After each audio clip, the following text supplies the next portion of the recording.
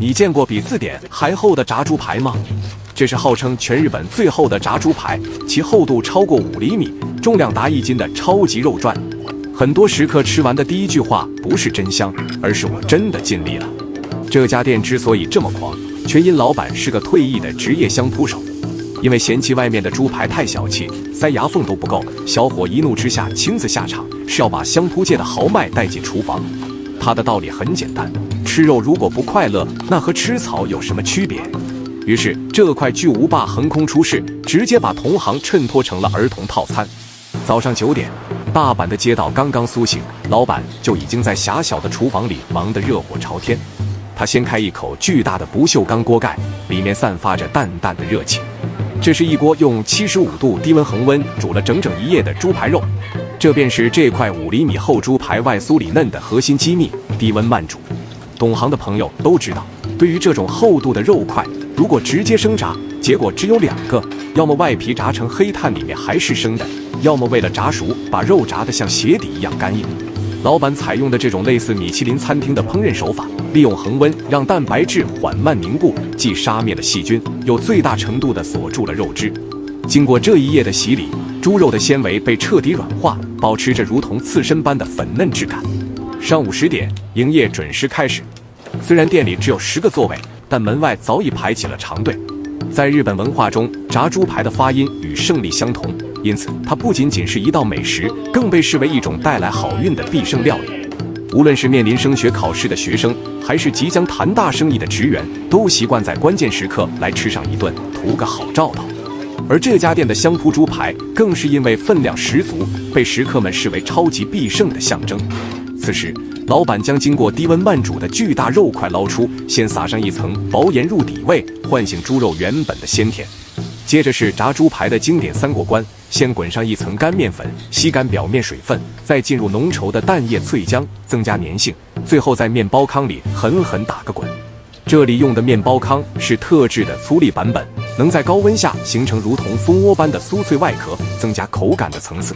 油温被精准控制在200度，当这块巨无霸滑入油锅的瞬间，剧烈的气泡翻腾声瞬间填满了整个厨房。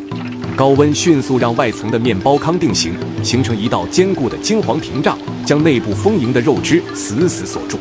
因为肉本身已经经过低温煮熟，所以油炸的过程不需要太久，只需炸出诱人的金黄色泽即可出锅。随着沥油架上的猪排还在滋滋作响，老板手起刀落，切开猪排的瞬间，并没有多余的油脂流出，反而是粉红色的肉断面泛着晶莹的汁水，视觉冲击力极强。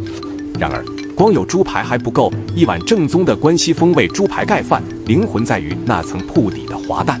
老板另起炉灶，在专门的小锅中倒入油味淋、酱油和高汤调制的秘制酱汁，扔进几圈洋葱提香。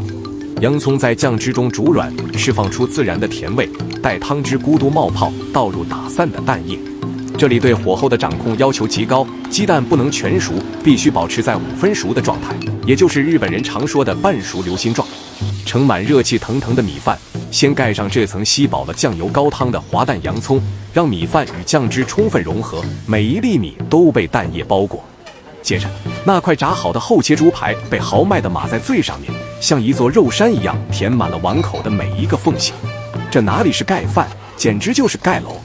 最后淋上特制的猪排酱，插上一面印着店铺 logo 的小旗子，这碗售价2000多日元的香扑级猪排饭才算大功告成。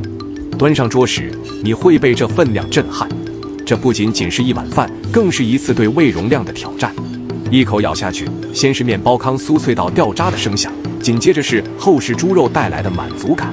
由于经过了低温慢煮，这5厘米厚的肉块竟然毫不费牙，软嫩多汁，肉香在口腔中爆发，配合着下方咸甜适口的滑蛋和湿润的米饭，这种碳水与蛋白质的油脂2重奏，足以让任何一个饥肠辘辘的食客瞬间回血。老板常说，他做这家店的初衷就是不想让大家在吃肉这件事上受委屈。在这个生活节奏极快、压力巨大的社会里，没有什么比大口吃肉更能治愈人心的了。哪怕店里只有10个座位，哪怕门外风雨交加，食客们依然愿意为了这一口极致的满足感耐心等待。看着大家捧着比脸还大的碗，吃得满头大汗却一脸满足的样子，或许这就是这位前相扑选手心中最大的胜利。